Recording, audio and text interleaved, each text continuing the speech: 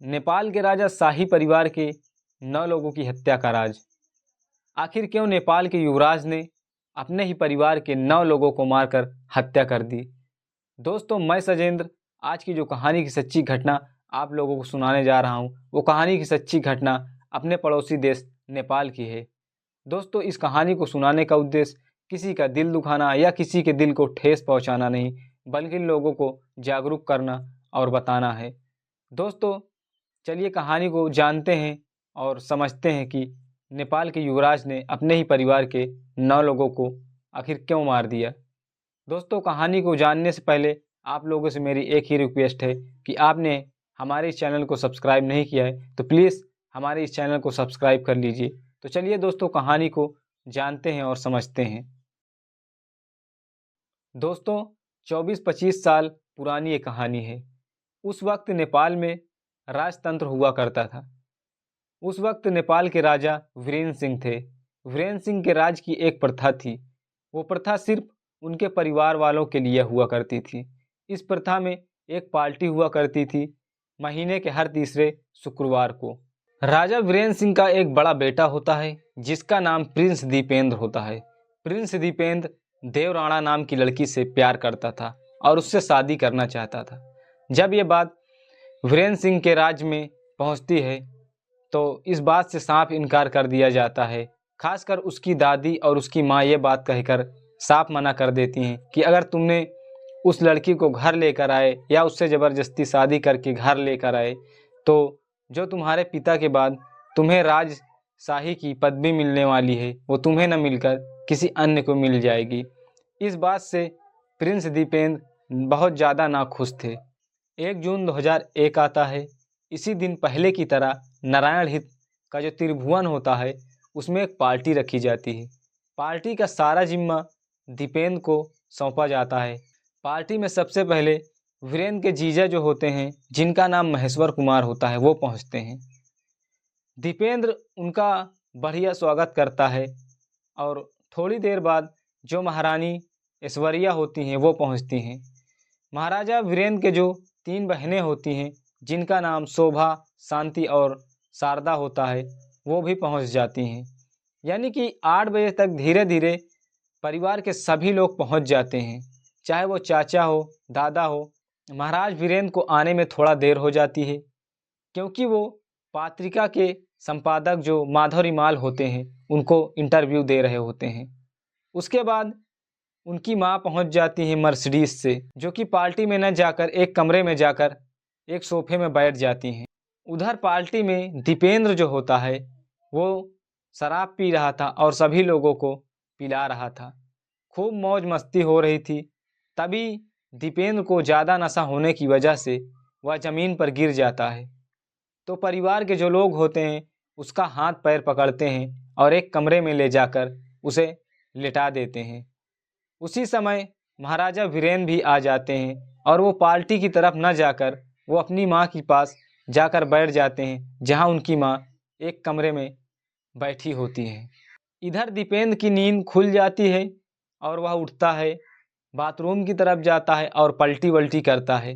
पलटी करने के बाद जब उसका नशा कम होता है तो वो सैन्य कक्ष में जाता है और वहाँ पर जो अपने कपड़े पार्टी वाले पहन रखे होते हैं उसे उतार कर सैनिक वाली वर्दी पहनता है और साथ ही साथ बूट पहनता है और अपनी मनपसंदीदा जो गन मशीन होती है MP5 के उसे लेता है और एक साथ ही साथ एक कट्टा लेता है और एक 9mm की जो पिस्टल होती है उसको साथ में रखता है और उस तरफ चल पड़ता है जिस तरफ शाही परिवार की पार्टी चल रही होती है। हाथ में गन मशीन देखकर जो महिलाएं होती हैं वो कहती हैं, उधर देखो युवराज दीपेंद्र को कैसे शोबाजी में हथियार दिखा रहे हैं। इतने में ही महाराजा वीरेंद्र आ जाते हैं और उनके हाथ में एक कोल्ड ड्रिंक की गिलास होती है। कोल्ड ड्रिंक वो पी ही रहे होते हैं, तभी दीपेंद्र के हाथ से जो MP5 की गन मशीन होती है उसका ट्रिगर दब जाता है और गोली निकलकर जो महल का छत होता है उस पर जाके लगती हैं। तभी महल की छत की जो दीवार होती है वो टूट टूट कर ज़मीन पर गिरने लगती हैं। महाराजा वीरेंद्र कहते हैं, उधर देखो युवराज दीपेंद्र को किस प्रकार से गन मशीन के साथ खेल रहे हैं। इतना सुनते ही युवराज दीपेंद्र जो होता है वो अपने पिता महाराज वीरेंद्र की तरफ गन मशीन का मुंह करता है और उनके ऊपर गोली चला देता है। गोली लगते ही वीरेंद्र जमीन पर गिर जाते हैं और कहते हैं, दीपेंद्र तुमने ये क्या किया। नेपाली भाषा में ये उनके आखिरी शब्द होते हैं। पिता को गोली मारने के बाद दीपेंद्र गार्डन की तरफ जाता है और कुछ ही मिनटों में वह दोबारा वापस आता है। तब जो दीपेंद्र के चाचा होते हैं जिनका नाम धीरेन्द्र सिंह होता है वो कहते हैं कि दीपेंद्र अब बहुत हो चुका, ये गन मशीन मुझे दे दो।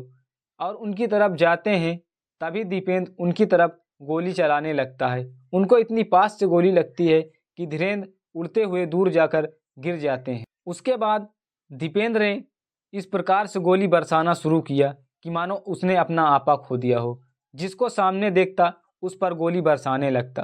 गोली की आवाज़ सुनकर जो वीरेंद्र की माँ होती हैं, जिस कमरे में बैठी होती हैं, उस कमरे से उठकर बाहर आती हैं और उन्हें नेपाली भाषा में कहती हैं, दीपेंद्र ये तुम क्या कर रहे हो और गोली क्यों चला रहे हो। तभी उनकी तरफ दीपेंद्र गोली बारी शुरू करता है और जैसे ही वीरेंद्र की माँ को गोली लगती है सिर पर, वो तुरंत वहीं पर गिर जाती हैं और वहीं पर उनकी मृत्यु हो जाती है। जिस जगह पर गोलीबारी की गई उस जगह पर अब सिर्फ लाशें दिखाई दे रही थी। अगर कोई बचा हुआ था तो वो या तो वहाँ से भाग गया होता है या तो कहीं छिप गया होता है। दीपेंद्र दोबारा से वहाँ पर जाता है और अपने पिता महाराज वीरेंद्र को ठोकर मारकर पैर से चेक करता है कि महाराज अभी भी जिंदा हैं या मर गए।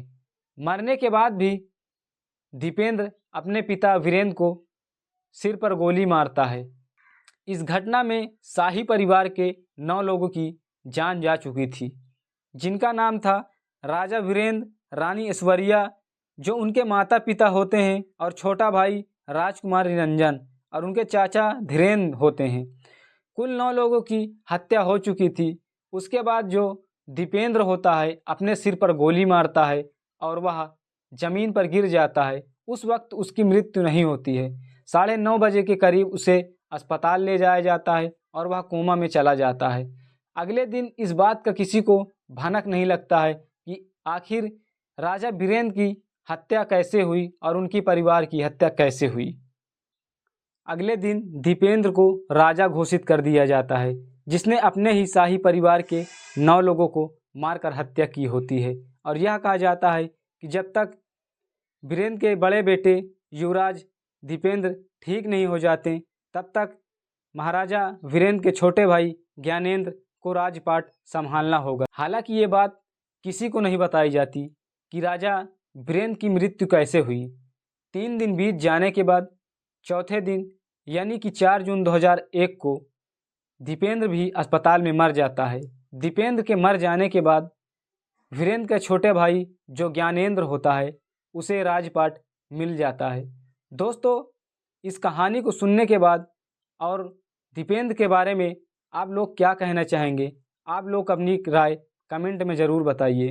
दोस्तों, इस कहानी में इतना ही। फिर मिलेंगे किसी नई कहानी के साथ। जब तक कहानी बने रहने के लिए दिल से धन्यवाद।